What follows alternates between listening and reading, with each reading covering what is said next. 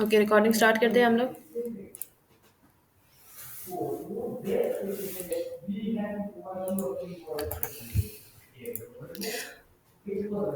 अच्छा जी, last class के अंदर हम लोगों ने क्या किया था, डिफरेंट सिनेरियोस देखे थे। हम लोगों ने नॉर्मल टैग्स देखे थे, जिन टैग्स के अंदर हम लोगों ने ये देखा था कि टेक्स्ट फॉर्मेटिंग टैग्स क्या होते हैं आपके पास, और हम लोगों ने ये देखा था पैराग्राफ टैग क्या होता है। उसके साथ हम लोगों ने स्ट्रॉन्ग टैग देखा था, बोल्ड टैग देखा था, सॉरी स्ट्रॉन्ग देखा था, टैलिक देखा था, और साथ हम लोगों ने अंडरलाइन टैग देखा था, और एक कौन सा देखा था, मार्क टैग देखा था। ऐसे ही है। स्क्रीन सही शो हो रही है? ये थोड़ा सा जूम करूँ स्क्रीन को। अब ठीक है। तो लास्ट क्लास में हम लोगों ने टाइटल देना सीखा था कि हम लोग टाइटल कैसे देखते हैं। ठीक है। तो आज हम लोग क्या करते हैं, हेड पार्ट के अंदर ही हम लोग अपना काम स्टार्ट करते हैं। तो हेड टैग के अंदर सबसे पहले मैं यहाँ पे टाइटल दे देती हूँ, लेक्चर 2। ठीक है। तो लेक्चर 2 है हमारा, तो मैंने यहाँ पे क्या दे दिया, एक टाइटल दे दिया। टाइटल के बाद आप अगर यहाँ पे, अगर मैं गूगल को ओपन करूँ तो ये देखो, जैसे अब यहाँ पे ये चीज लास्ट टाइम हमने यही देखा था ना कि यहाँ पे ये जो जहाँ पे मेरा एरर आपको एरो शो हो रहा है, इस चीज को हम लोग कहते हैं कि ये आपका क्या है, टाइटल है। ऐसे ही मैंने आपको बताया था।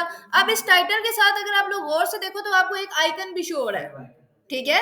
तो ये आइकन अब हम लोग कैसे लगाते हैं, आज हम लोग पहले ये चीज देखना सीखेंगे। तो फॉर एग्जाम्पल मैं यहाँ पे लगा देती हूँ आइकन के नाम से, सॉरी लिंक के नाम से आपके पास एक टैग होता है, आप लिंक लगाते हो। इस लिंक के अंदर सबसे पहले मैं यहाँ से सॉरी गूगल से कोई ना कोई इमेज डाउनलोड कर लेती हूँ, कोई आइकन डाउनलोड कर लेती हूँ।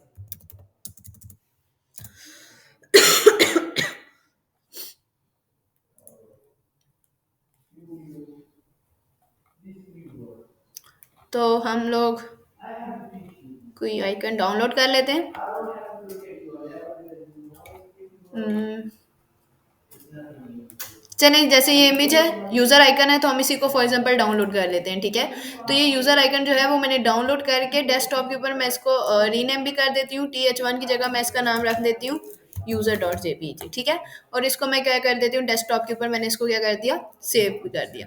अब मैं अपने सबलाइम टेक्स्ट के ऊपर जाती हूँ। तो सबसे पहले आपके पास ये जो एट्रीब्यूट है, डेट इज, मैंने आप लोगों से क्या कहा था, किसी भी टैग के अंदर आप कोई एडिशनल चीज यूज करते हो उसको आप लोग क्या कहते हो, एट्रीब्यूट करते हो। ठीक है। एट्रीब्यूट क्या काम करता है आपका, एट्रीब्यूट आपके उस टैग के लिए एक एडिशनल प्रॉपर्टी होती है, एक एडिशनल चीज होती है जो आप उसके अंदर ऐड करते हो।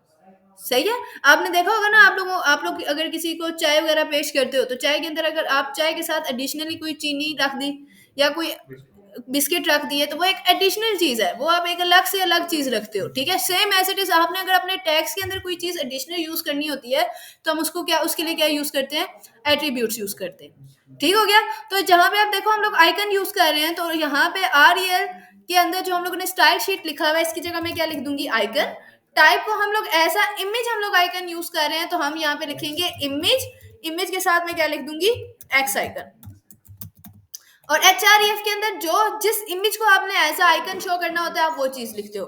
तो हम लोगों ने अभी इमेज सेव की यूजर के नाम से, और उसकी एक्सटेंशन थी हमारे पास user.jpeg के नाम से हमने सेव की। ठीक है। अब मैं इसको क्या कर लेती हूँ, कंट्रोल S करती हूँ, और कंट्रोल S करके इसको मैं यहाँ पे ही लेक्चर 2 के नाम से क्या कर देती हूँ, सेव कर देती हूँ। ठीक है। अब मैं आपको एक दफा दिखा भी देती हूँ।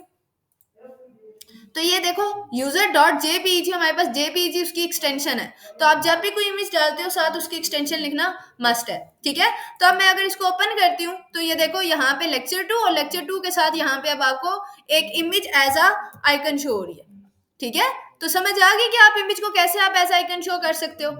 ठीक है। जुल्करनैन, आपको समझ आइए, फहद, पक्की बात है, यहाँ तक कोई कंफ्यूजन? आप, मुझे पता है आप दोनों ने प्रीवियस क्लास नहीं ली हुई। आप लोग वो रिकॉर्डेड लेक्चर देखोगे, ताकि आप लोगों का जो भी इशू हो वो इशू वहां पे सोल्व हो जाए। सही है। ठीक है। अब हम लोग आगे चलते हैं। तो अभी हम लोगों ने सिर्फ और सिर्फ दो चीजें देखी अपने हेड पार्ट के अंदर। तो हेड पार्ट के अंदर मैं आपको थोड़ा सा डिफाइन कर देती हूँ। हेड पार्ट के अंदर हम जो भी चीज यूज करते हैं, इट्स मींस दैट वो किसके लिए इन्फॉर्मेशन है, आपके ब्राउजर के लिए इन्फॉर्मेशन है। ठीक है। और बॉडी पार्ट के अंदर हम जो भी चीज यूज करते हैं, इट्स मींस दैट वो आपके यूजर के लिए इन्फॉर्मेशन है। ठीक है। अब अगर मैं यहाँ पे इसको देखूँ ना, ये हमारे पास एक वेब पेज है।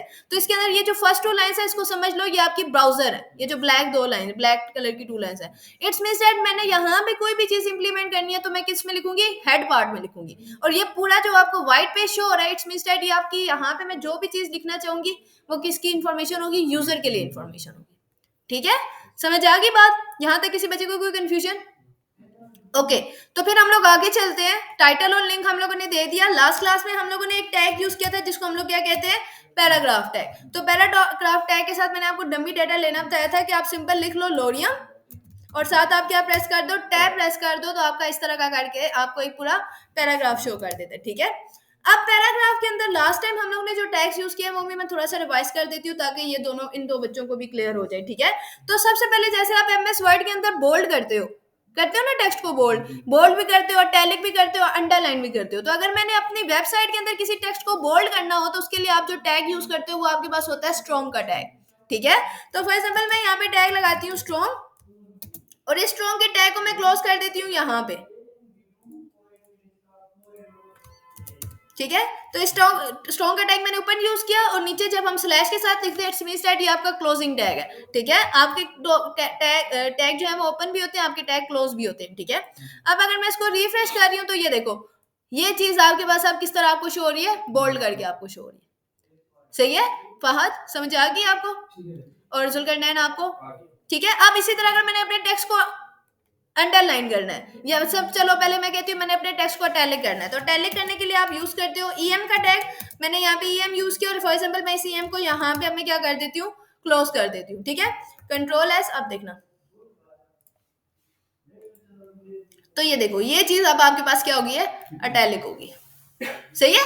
बात समझ आ गई। सेम एज इट इज अगर मैंने अपने टेक्स्ट को अंडरलाइन करना है तो अंडरलाइन करने के लिए आप टैग यूज करते हो INS का, और INS को मैंने यहाँ पे यूज किया, और यहाँ पे फॉर एग्जाम्पल मैं इसको क्लोज कर देती हूँ, ठीक है। कंट्रोल एस, अब देखना, ये देखो अब ये आ गया आपका टेक्स्ट क्लोज हो गया। यूएल आपका यूज होता है अनऑर्डर्ड लिस्ट के लिए, ठीक है। तो अब आपका ये टेक्स्ट क्या हो गया, अंडरलाइन हो गया। अब अगर मैंने ये तीनों चीजें एक ही टेक्स्ट के ऊपर इंप्लीमेंट करनी है, यानी कि मैंने एक स्पेसिफिक टेक्स्ट को बोल्ड भी करना है, अटैलिक भी करना है, अंडरलाइन भी करना है, तो मैं क्या करूंगी, फॉर एग्जाम्पल मैंने स्पेसिफिकली इस एक वर्ड को बोल्ड, अटैलिक और अंडरलाइन तीनों करने हैं, तो मैं सबसे पहले कौन सा टैग यूज करूंगी, स्ट्रॉन्ग। स्ट्रॉन्ग फॉर किसके लिए, बोल्ड के लिए। फिर अंडरलाइन करना है, अटैलिक करना है, तो उसके लिए मैं क्या यूज करूंगी, ईएम, और एट द एंड मैंने इंसर्ट अंडरलाइन करना है तो उसके लिए मैं क्या यूज करूंगी, INS। तो सेम एज इट इज, अब मैं क्लोज भी पहले सबसे पहला टैग कौन सा क्लोज होगा आपके पास, INS का, फिर ईएम का, और एट द एंड कौन सा होगा, स्ट्रॉन्ग का होगा। कंट्रोल एस, अब देखिएगा, तो ये देखो ये आपके पास ये टेक्स्ट बोल्ड भी हो गया, अटैलिक भी हो गया, और अंडरलाइन भी हो गया, ठीक है। समझ आ गया आप लोगों को बात कि आप तीनों टेक्स्ट इकट्ठे कैसे यूज कर सकते हो। सेम एज इट इज आपके पास एक और टैग होता है जिससे आप अपने टेक्स्ट को हाईलाइट कर सकते हो। तो अगर आपने अपने टेक्स्ट को हाईलाइट करना है तो उसके लिए जो आपके पास टैग यूज होता है उसको आप लोग कहते हो मार्क टैग, ठीक है। मार्क टैग फॉर एग्जाम्पल मैंने यहाँ पे मार्क टैग यूज किया, और मैं इसको यहाँ पे क्लोज करती हूँ, कंट्रोल एस, अब देखिएगा, तो ये टेक्स्ट आपका क्या हो गया, हाईलाइट हो गया, ठीक है। समझ आ गई। सेम एज इट इज आपके पास एक टैग होता है सुपरस्क्रिप्ट और सबस्क्रिप्ट। सुपरस्क्रिप्ट और सबस्क्रिप्ट क्या होता है, सुपर मीन्स दैट ए की power, for example A square हम लोग लिखते हैं, तो वो जो ए स्क्वायर है उसके लिए आप कौन सा टैग यूज करोगे, सुपरस्क्रिप्ट। और H2O, तो टू आपके H के नीचे आता है, उसके लिए आप क्या यूज करते हो, सबस्क्रिप्ट यूज करते हो। फॉर एग्जाम्पल मैं यहाँ पे लिखती हूँ ए, ठीक है, और साथ आप मैंने सुपरस्क्रिप्ट यूज करना है तो मैं यहाँ पे लिखूंगी SUP, और फॉर एग्जाम्पल मैं 2 लिख देती हूँ और SUP में क्लोज कर देती हूँ, ठीक है। कंट्रोल एस, अब देखना, तो ये मुझे ए स्केयर की फॉर्म पे दे रहा है, ठीक है। अब अगर मैंने सबस्क्रिप्ट टैग यूज करना है, फॉर एग्जांपल मैं यहाँ पे यूज करती हूँ एच सब, और मैं यहाँ पे लिख देती हूँ 2, और एट द एंड सब को क्लोज किया मैंने, और एट द एंड में क्या लिखूंगी, ओ। कंट्रोल एस, अब देखना, H2O। अच्छा, अब आपने यहाँ पे एक चीज गौर की, पहले अगर हम लोगों ने अभी तक जो भी टैक्स यूज किए थे वो क्या कर रहे थे, वो नेक्स्ट लाइन पे आपको शो कर रहे थे, लेकिन यहाँ पे क्या हुआ है, वो एक ही लाइन पे आपको शो कर रहा है। लास्ट क्लास में हम लोगों ने हेडिंग टैक्स देखे थे ना, वो क्या कर रहा था, वो पूरी की पूरी विड्थ ले रहे थे। अभी यहाँ पे जो हमने सुपरस्क्रिप्ट और सबस्क्रिप्ट यूज किया है, इट्स मीन्स दैट वो उतनी विड्थ ले रहे हैं जितना आपका क्या है, कंटेंट है, तो वो कंटेंट बेस आपकी विड्थ ले रहे हैं, सही है।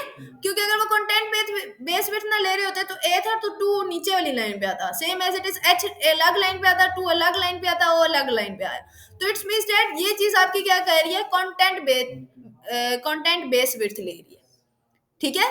समझ आ गई आप दोनों को, बच्चे समझ आ रही है, सुल करना है, ओ सॉरी फहद, ठीक है। तो ये आपके पास सुपरस्क्रिप्ट होता है और सबस्क्रिप्ट होता है। सेम एज इट इज आपके पास एक और टैग होता है, इसको आप लोग कहते हो एड्रेस टैग। अगर आपने कहीं पे किसी को एड्रेस देना है तो उसके लिए आप एड्रेस टैग लिखते हो। फॉर एग्जांपल मैं लिख देती हूँ रावलपिंडी,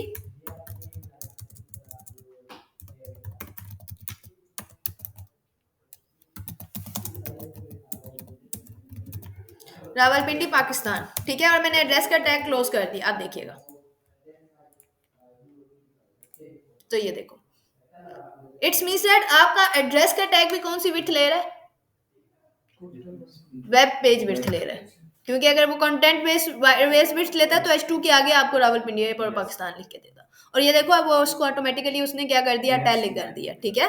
और सेकेंडली आपके पास एक और टैग होता है, जब आप इंग्लिश की बुक्स पढ़ते हो तो उसमें आपने देखा होगा कि पूरे चैप्टर्स की जो फॉन्ट स्टाइल है वो डिफरेंट होता है, लेकिन जो पॉइंट्स होती है उनका फॉन्ट स्टाइल थोड़ा सा डिफरेंट होता है, ठीक है। तो उसके लिए आपके पास एक टैग होता है जिसको आप लोग कहते हो प्री टैग। और फॉर एग्जाम्पल मैं इसमें लिख देती हूँ दिस इज माई पोएम, ठीक है, pre tag close, control S. अब देखिएगा,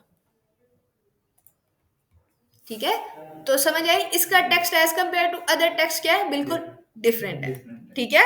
अब आगे हम लोग चलते हैं प्री टैग की बात। एक आपके पास टैग होता है Spain tag.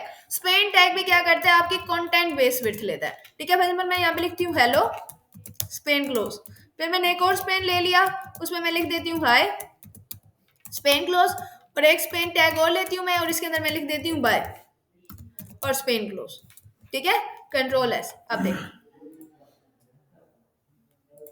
Hello hi bye, ठीक है। तो ये भी आपका क्या कर रहा है, कंटेंट बेस विड्थ ले रहा है, ठीक हो गया, समझ आ गई आपको। यूज कर सकते हैं ना आप लोग, आगे करेंगे आप लोग, कहीं ना कहीं पे आप यूज कर सकते हो उसको, ठीक है, आगे हम करेंगे यूज, ठीक है। तो ये हम लोगों ने अभी तक के टैग देख लिए। उसके बाद आपके पास एक टैग होता है जिसमें आप लोग क्या कर सकते हो, कोई भी अगर आप लोगों ने इमेज लगानी है, अच्छा, इसके साथ आपके पास एक और टैग होता है जिसको आप लोग कहते हो सेंटर टैग। किसी भी टेक्स्ट को अगर आपने सेंटर करना है तो आप कौन सा टैग यूज करते हो, सेंटर का टैग यूज करते हो।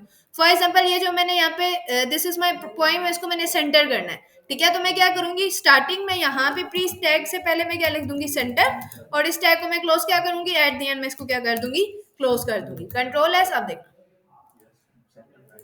तो ये अब आपके पास कहाँ से आ गया, सेंटर में आ गया, सही है, समझ आ गई बात। अब अगर मैं नेक्स्ट चीज देखूं, आपके पास एक टैग होता है जिससे आप लोग, अगर आपने अपनी रो को ब्रेक करना है, ठीक है, तो रो को ब्रेक करने के लिए आपके पास एक सेल्फ क्लोज टैग होता है जिसको आप लोग कहते हो BR। सेल्फ क्लोज टैग का मतलब ये होता है, मैंने आपको लास्ट क्लास में भी बताया था, जिन टैग्स को क्लोज करने की आपको जरूरत नहीं पड़ती उस टैग को हम लोग क्या कहते हैं, वो हमारे सेल्फ क्लोज टैग है। फॉर एग्जाम्पल मैं यहाँ पे, जैसे ये 2 लाइन्स है, इसके बीच में अभी मैं अगर आपको दिखाऊं, ये चीज अगर मैं यहाँ पे देखूं तो ये चीज हमारे पास कुछ इस तरह से यहाँ पे ये चीज लिखी हुई आ रही है, ठीक है। अब अगर मैं इन दोनों के बीच में यहाँ पे BR टैग लगाती हूँ तो ये देखना, मैंने सिंपल BR का टैग लगाया, कंट्रोल एस। अब देखिएगा, जैसे ही मैंने BR का टैग लगाया तो वो मेरा नेक्स्ट लाइन पे आ गया, तो उसने क्या कर दिया, यहां से रो को ब्रेक कर दिया, ठीक है। तो ये जो BR का टैग है सेल्फ क्लोज टैग है। Self close tag means that इस टैग को मुझे अलग से क्लोज करने की कहीं पे जरूरत नहीं पड़ी, सही है। सेम एज इट इज आपके पास एक टैग होता है जिसको आप लोग HR टैग कहते हो। तो HR टैग क्या करता है, एक हॉरिजॉन्टल लाइन आपको ड्रॉ करके दे देता है। फॉर एग्जांपल मैं यहाँ पे HR का टैग यूज करती हूँ, HR भी आपके पास सेल्फ क्लोज टैग है, ठीक है, कंट्रोल एस। अब देखिएगा, तो एक क्या हुआ, एक तो उसने लाइन ब्रेक कर दी, सेकंड उसने क्या कर दिया, एक हॉरिजॉन्टल लाइन आपको बीच में ड्रॉ करके दे दी, ठीक है, समझ आ गई आप लोगों को। रोजी लाइट को शो करना, समझ आ गई ना आपको फहद, पक्की बात है, ज्यादा तेज चल रही हूँ तो तुम मुझे बोल सकते हो मैम थोड़ा स्पीड कम कर ले, ठीक है। अच्छा, नेक्स्ट अगर हम लोगों ने इमेज इंप्लीमेंट करनी है अपने टेक्स्ट के अंदर, इमेजेस भी तो लगाते हैं ना हम लोग वेबसाइट्स पे, तो इमेज लगाने के लिए आपके पास टैग होता है, उसको आप लोग कहते हो इमेज टैग, IMG कहते हो। इस इमेज के टैग के अंदर आपके पास एक एट्रीब्यूट यूज होता है SRC के नाम से, जिसको आप लोग कहते हो सोर्स, ठीक है। इमेज के टैग के अंदर कौन सा एट्रीब्यूट यूज होगा, SRC का। इसके अंदर आपने जो इमेज लगानी है आप लगा लो, लाइक मैंने वो user.jpeg जो हम लोगों ने इमेज डाउनलोड किया मैंने वही लगानी है, तो मैं क्या लिखूंगी, user.jpeg, JPEG उसकी क्या एक्सटेंशन है, कंट्रोल एस। अब देखिएगा, तो ये मुझे उसने क्या कर दी, इमेज डालनी। अब अगर मैंने इमेज की हाइट एंड विड्थ कम करनी है, इमेज का साइज इंक्रीज करना है या साइज डिक्रीज करना है, तो मैं क्या करूंगी, यहीं पे एक दे दूंगी हाइट। हाइट फॉर एग्जांपल मैं इसको दे देती हूँ, पिक्सल्स में हम लोग हाइट देते हैं, 150 पिक्सल्स फॉर एग्जांपल मैं इसको हाइट दे देती हूँ, ठीक है। और सेम एज इट इज मैं इसको विड्थ भी क्या दे देती हूँ, 150 पिक्सल्स, कंट्रोल एस। अब देखना, तो ये क्या हुआ, उसका साइज कुछ कम हुआ, तो हम इसको क्या कर देते हैं, थोड़ा सा और कम कर देते हैं, 150 की जगह हम लोग इसको 100 कर देते हैं, कंट्रोल एस, अब देखिएगा, ठीक है, समझ आई। आप इससे अपनी इमेज का साइज इंक्रीज भी कर सकते हो, इमेज का साइज डिक्रीज भी कर सकते हो। सेम एज इट इज, अगर मैंने अपने इस इमेज को सेंटर में लाना है तो मैं क्या यूज करूंगी, सेंटर, और मैं यहाँ पे भी क्या करूंगी, ठीक है, कंट्रोल एस। तो अब आपकी इमेज कहाँ पे आ गया, सेंटर में आ गया। सेम एज इट इज, अगर मैं अपनी इमेज को राइट साइड पे लेके आना चाहती हूँ, सेंटर में नहीं चाहती, मैं चाहती हूँ मेरी इमेज राइट साइड पे है, तो उसके लिए आपके पास एक प्रॉपर्टी होती है, उसको आप लोग कहते हो फ्लोट। फ्लोट, अगर आपने लेफ्ट साइड पे लेके जाना है तो फ्लोट लेफ्ट, राइट साइड पे लेके जाना है तो फ्लोट राइट। लेकिन उसके लिए आपके लिए पास एक चीज होती है जिसको आप लोग कहते हो सीएसएस। सीएसएस का मतलब होता है कास्केडिंग स्टाइल शीट, ठीक है। अब आपके पास जो सीएसएस होती है वो थ्री टाइप्स ऑफ सीएसएस होती है, inline CSS, internal CSS, external CSS, ठीक है। इनलाइन सीएसएस कौन सी सीएसएस होती है, जिसको आप टैग के अंदर यूज करते हो, ठीक है। तो अभी हम जो सीएसएस यूज करेंगे वो कौन सी होगी, जो टैग के अंदर हम यूज करते हैं, ठीक है, एज एट्रीब्यूट। तो अगर मैं यहाँ पे एक एट्रीब्यूट देती हूँ सीएसएस यूज करने के लिए, आपके पास जो एट्रीब्यूट यूज होता है उसको आप स्टाइल कहते हो, ठीक है। और स्टाइल में यहाँ पे दे देती हूँ फ्लोट, और फ्लोट के साथ में दे देती हूँ राइट। मुझे राइट में चाहिए ना, तो फ्लोट राइट। अच्छा, क्योंकि मुझे राइट में चाहिए तो मुझे सेंटर टैग की तो जरूरत नहीं है, तो मैं यहाँ से सेंटर के टैग को रिमूव कर देती हूँ, ठीक है।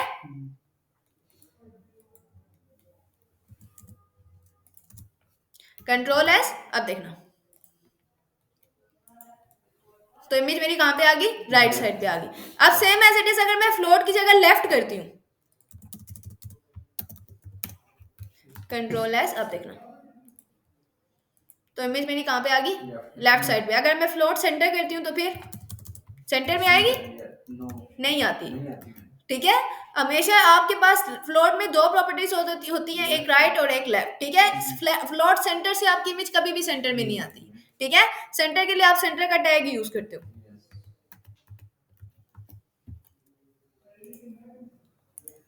सही है, यहां तक समझ आ गई। नोटेड कॉमा के अंदर, हाँ, ठीक है। पहले स्टाइल का attribute is equal to double inverted comma, उसके अंदर आप फ्लोट राइट दोगे, सही है। अच्छा, अब हम लोग आगे चलते हैं। एक आपके पास टैग होता है जिसको आप लोग कहते हो एंकर टैग। एंकर टैग क्या करता है, फॉर एग्जांपल आपने देखा होगा ना, आपने वेबसाइट्स देखी होंगी, आप उसमें से किसी लिंक के ऊपर या किसी इमेज के ऊपर या किसी चीज के ऊपर क्लिक करते हो तो एक न्यू वेबसाइट ओपन हो जाती है, ठीक है। तो उसके लिए आप जो टैग यूज करते हो वो कौन सा टैग यूज होता है, एंकर टैग। उसके लिए आप ए लिखते हो, उसके बाद आपके पास एट्रीब्यूट होता है जिसको आप लोग कहते हो एचआरईएफ। एचआरईएफ के अंदर जिस वेबसाइट के अंदर आपने जाना होता है या जिस चीज के अंदर आपने जाना होता है उसका लिंक डालते हो आप, ठीक है। अब फॉर एग्जांपल मैं कहती हूँ कि मैंने वापस इस वाले लिंक पे जाना है, तो मैं क्या करूंगी, मैं इस पूरे लिंक को यहाँ से कॉपी करती हूँ, कंट्रोल सी, और मैं फॉर एग्जांपल इसको फिलहाल क्लोज कर देती हूँ, ठीक है। और यहाँ पे मैं डाल देती हूँ कंट्रोल वी, तो वो जो जितना लिंक था वो मैंने इसके अंदर डाल दिया, सही है।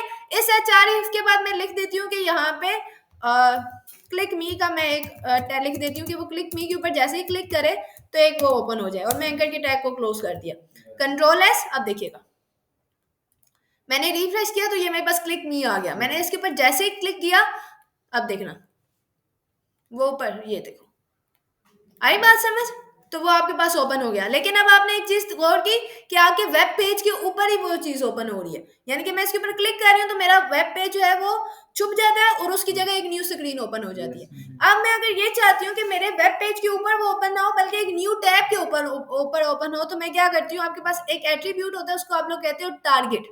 क्या कहते हो, टारगेट। तो वो आपको एट्रीब्यूट देना होता है। तो मैं यहाँ पे अगर एक एट्रीब्यूट दे दूँ टारगेट, और टारगेट के अंदर मैं दे दूं अंडरस्कोर और साथ में क्या दे दूं, ब्लैंक, ठीक है। कंट्रोल एस, अब देखना, मैंने रिफ्रेश किया, ओके, आपके पास ये पेज है, मैंने इस पेज को रिफ्रेश किया, अब मैं इसके ऊपर क्लिक कर रही हूं तो वो देखो, आप न्यू टैब के ऊपर ये मेरा ये वाला पेज है और ये मेरा दूसरा पेज ओपन किया, सही है, समझ आ गई बात। यहां तक किसी बच्चे को कोई कंफ्यूजन, ठीक है। अब अगर मैंने यही लिंक जो है अपनी इमेज के ऊपर इंप्लीमेंट करना है, यानी कि मैं इमेज के ऊपर क्लिक करूं तो कुछ इंप्लीमेंट हो, ठीक है। तो फॉर एग्जांपल मैं कहती हूँ कि मैंने ना यहाँ पे यूट्यूब ओपन करनी है, तो मैं यहाँ पे एक यूट्यूब का जैसे चलो जीमेल कर लेते हैं, ठीक है। तो ये मैंने जीमेल अपनी ओपन की, मैंने इसका लिंक यहाँ से कॉपी कर लिया, ये ठीक है, कंट्रोल सी। मैंने ये जीमेल अपनी ओपन करनी थी तो मैंने इसको कॉपी कर लिया। अब मैंने ना क्या करना है कि इमेज लगानी है। तो सबसे पहले मैं यहाँ पे लगाऊंगी एंकर का टैग। एंकर के टैग के अंदर मैं लगाऊंगी HREF और इसके अंदर मैं क्या कर दूंगी, अपना लिंक डाल दिया। ठीक है, और साथ में क्या कर देती हूँ, टारगेट दे देती हूँ। टारगेट में आप क्या दूंगी, अंडरस्कोर ब्लैंक। सही है। अब इसके अंदर मैं अब इमेज इंप्लीमेंट करूंगी। तो इसके लिए मैं इमेज के लिए आप कौन सा टैग यूज करते हो, इमेज। SRCA के अंदर फॉर एग्जाम्पल मैंने अब इमेज को हम लोग चेंज कर लेते हैं, बहुत यूजर डॉट जेपीजी हम लोगों ने कर दी। तो हम यहाँ पे इमेज लगा देते हैं। कोई इमेज जी मेल से रिलेटेड इमेज ही डाउन, यहाँ से ही कोई लोगो डाउनलोड कर लेते हैं लोगो, जी मेल लोगो।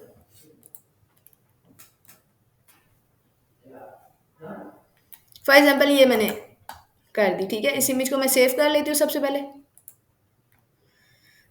इस इमेज का नाम मैं रख देती हूँ जी मेल।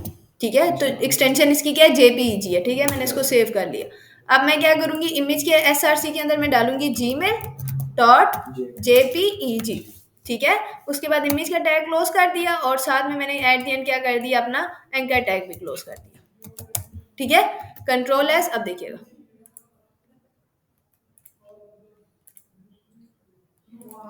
मैंने इसको रिफ्रेश किया, ये आपके पास इमेज आ गई। ठीक है, इस इमेज की हाइट एंड विड्थ हम लोग कम कर लेते हैं पहले।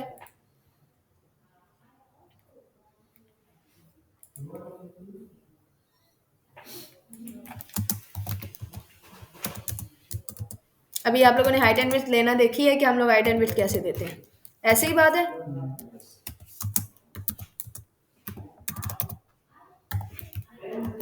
कंट्रोल है, सब देखिएगा। तो ये आपके पास ये एक इमेज है। मैंने इसके ऊपर जैसे ही क्लिक किया तो ये देखो अब मेरी जीमेल ओपन हो गई। ठीक है, तो समझ आई कि इमेज के ऊपर हम लोग कैसे लगा सकते हैं। यहाँ तक कोई कंफ्यूजन किसी बच्चे को? ओके, अब हम लोगों ने क्या करना है, ये हमारा पेज है। अब इस पेज का फॉर एग्जाम्पल मैंने पूरे बैकग्राउंड कलर चेंज करना है, पूरे वेब पेज का मैंने बैकग्राउंड कलर चेंज करना है। इसको मैं थोड़ा सा, बहुत ही जूम हुई हुई है तो मैं इसको 100 पे लेके आती हूँ। ठीक है, ओके, थोड़ा सा 150 तक। ठीक है, अब मैंने पूरा बैकग्राउंड कलर चेंज करना है तो मैं क्या करूंगी, अभी मैंने आपको CSS बताई है ना। आप अपने बॉडी के टैग के अंदर जाओगे, यहाँ पे प्रॉपर्टी यूज करोगे, एट्रीब्यूट के कौन से यूज करोगे, स्टाइल। उसके बाद आप, मैं यहाँ पे क्या यूज करूंगी, बैकग्राउंड कलर। फॉर एग्जाम्पल आपने कोई भी कलर देना है। फॉर एग्जाम्पल मेरे पास एक कलर है जिसको मैं कहती हूँ एक्वा। ठीक है, मैंने एक्वा दे दिया। Control S. अब देखना, तो बैकग्राउंड कलर हो गया चेंज। सही है। अब ऐसे ही अगर मैंने अपना टेक्स्ट कलर चेंज करना है तो मैं क्या करूंगी, कलर, टेक्स्ट कलर के लिए आप प्रॉपर्टी यूज करते हो कलर की। फॉर एग्जाम्पल कलर मैं कर देती हूँ व्हाइट। ठीक है, कंट्रोल एस। अब देख, तो वो कलर क्या हो गया, व्हाइट हो गया। तो अगर आप लोगों को फॉर एग्जाम्पल कलर्स के नेम नहीं पता ना, आप लोगों के पास एक वेबसाइट होती है HTML कलर कोड्स। ठीक है, ये आपके पास एक वेबसाइट होती है जिसको आप लोग HTML कलर कोड्स कहते हो। आपने इस वेबसाइट को ओपन करना है, आपके पास यहाँ पे ये हर तरह का कलर आपको मिल जाएगा। ठीक है, अब यहाँ से फॉर एग्जाम्पल कोई भी कलर मैं कहती हूँ, मैंने कोई इस तरह का कलर जो है, फॉर एग्जाम्पल मैं कहती हूँ मैंने ये वाला कलर जो है ये मैंने यूज करना है अपने बैकग्राउंड के लिए। ठीक है, तो अब इस जगह पे ये आपके पास हेक्साडेसिमल कोड आता है। मैंने ये वाला कोड किया ना, तो मैंने जैसे इसके ऊपर क्लिक किया तो ये मेरा हेक्साडेसिमल कोड ऊपर से क्या हो गया, चेंज हो गया। ठीक है, मैंने इस पूरे कोड को यहाँ से क्या किया, कॉपी, कंट्रोल C किया और इसको लाके जहां पे मैंने अपना कलर का नाम एक्वा रखा हुआ था, मैं यहाँ पे क्या कर दूंगी, पेस्ट कर दूंगी, कंट्रोल भी कर दूंगी। ठीक है, कंट्रोल एस। अब देखना, ठीक है, तो आप इस तरह अपने बैकग्राउंड का कलर भी क्या कर सकते हो, चेंज कर सकते हो। अच्छा, अब ये देखो, जैसे अब मार्क है, मार्क का कलर बाय डिफॉल्ट आपको क्या शो हो रहा है, येलो शो हो रहा है। ऐसे ही था ना। अब अगर मैंने इसको चेंज करना है तो मैं क्या करूंगी, जहां पे मैंने अपनी मार्क का टैग यूज किया, यहाँ पे यूज किया ना, इसी के अंदर मैं क्या यूज करूंगी, स्टाइल। और स्टाइल के अंदर मैं यूज करूंगी बैकग्राउंड कलर। और इस बैकग्राउंड कलर के अंदर फॉर एग्जाम्पल मैं दे देती हूँ कि मुझे ये पिंक कलर में चाहिए। ठीक है, कंट्रोल एस। अब देखना, तो वो अब मेरा कलर कौन सा हो गया, पिंक कलर हो गया। सही है, समझ आ गई कि आप टेक्स्ट कलर कैसे चेंज करते हो, आप बैकग्राउंड कलर कैसे चेंज करते हो। सही है, अगर आपने अलग अलग फॉर एग्जाम्पल मैंने किसी स्पेसिफिकली किसी चीज का बैकग्राउंड कलर चेंज करना है, जैसे मैं चाहती हूँ, जैसे मैंने यहाँ पे एड्रेस यूज किया ना, मैंने एड्रेस का बैकग्राउंड कलर चेंज करना है, तो मैं यहाँ पे दूंगी स्टाइल। स्टाइल में फॉर एग्जाम्पल मैं कहती हूँ मैं कलर चेंज सिर्फ करना है। ठीक है, तो कलर मैं दे देती हूँ टेक्स्ट कलर में कहती हूँ मैंने रेड करना है। तो आप देखना, तो ये देखो, अब ये रावलपिंडी पाकिस्तान क्या हो गया, रेड कलर में शो हो रहा है। ठीक है, समझ आ गई बात, यहाँ तक किसी बच्चे को कोई कंफ्यूजन बहुत है? मैम अगर कोई इमेज का नेम लिखें तो वो कैसे? डिस्क्रिप्शन के लिए आप डिस्क यूज करते हो उसमें। ठीक है, अभी वो चीजें हम देखेंगे, आहिस्ता आहिस्ता देखेंगे। ठीक है, तो अब हम लोग आगे चलते हैं थोड़ा सा, या बहुत है आज के लिए? बहुत है, चलो फिर अभी मैं आप लोगों को क्या करती हूँ, स्टार्टिंग है, कुछ बच्चे जैसे ये है, इसको तो आपको थोड़ा बहुत आइडिया है, आप दोनों, आपको तो बिल्कुल भी आइडिया नहीं है, बात इसको भी नहीं है, और बहुत सारे बच्चे और भी हैं जिनको बिल्कुल भी आइडिया नहीं है, तो हमें सबको लेके सीक्वेंस वाइज चलना है। ठीक है, अभी आप लोगों को मैं एक दे रही हूँ वो